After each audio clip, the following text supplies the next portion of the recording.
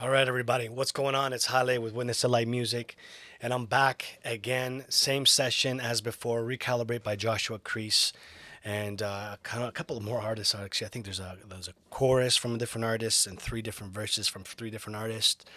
That's going to be quite the session to mix. Now, here what I have right now is the instrumentation. Now, I'm going to pretty much mute the vocals. I'm going to make this folder inactive. That's where I have all the vocals. So this way we're not distracted with the vocals. I want to show you what I do with my template. Now, I like this view of I like this mix view versus the edit view. I like the mix view because it allows me to really see everything that I have without any of the noise coming from the tracks. The edit view is nice. You can somewhat edit what you want to see and whatnot, sort of like a landscape of it. But for me, it gives me a better understanding of where things are sitting, what folder I have things in. The previous video I did in about 5 minutes. I was able to show you how I collect all of the files and I drop them into their specific folders. Now I finished doing that, and what I have right now is the outcome of that. Now let's listen to what we have.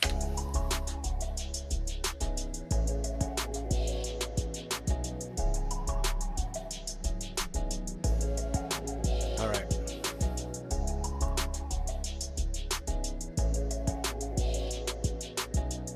Well, here I am trying to mute something, but it's not muting. Why? Because I did not route those specific files to that, I would call it a routable folder. So this folder is a group folder that allows me to process all the sounds inside of that folder. They call them, let's see here, different types of folders. Routing folder, basic folder. Basic folder, you pretty much want to use if you're collecting everything together, not using it for routing. The routing folder is the one that I use specifically so I can process and put processing on all the files inside of that folder. So that's what I use as my auxiliary folder.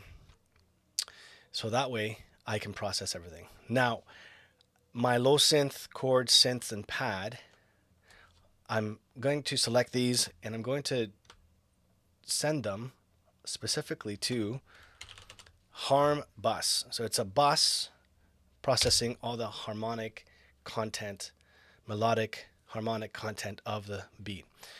Same thing here. Drum bus. It's a bus that allows me to process all the drum instrumentation. The kick, I like to have my kick separated from the drums.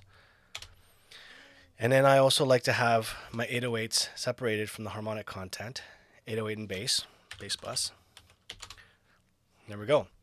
So what I did there was, as I held and I selected all of my files, all of the tracks, I held shift, and then when I went in and I clicked on the output of those tracks, I held alt. So that in itself would be Command Alt, I believe.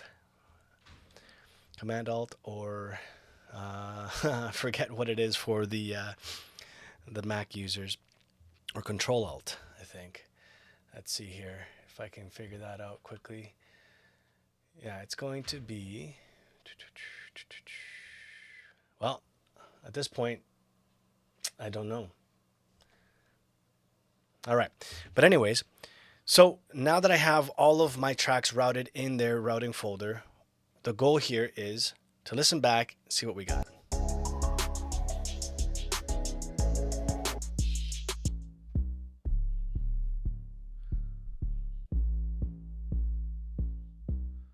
There we go. And the kick will come in.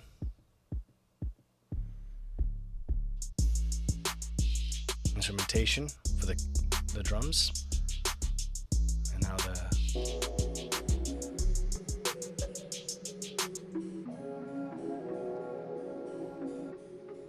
there we go.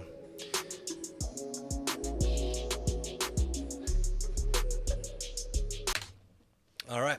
So that is the basic outline as to how I collect all my tracks, drop them in my routing folders. Now my routing folders, those tracks then get routed to the input of the routing folder. And then that routing folder, the output goes to a all bus music auxiliary, and I can control it here. So, all right. All right, thanks for tuning in. I will get you another video here so you guys can see now how I do that with vocals. Exact same process, a couple different things that I change up just so you can see how that works. If you like the video, please thumbs up. And also, please don't forget to subscribe. We'll catch you later.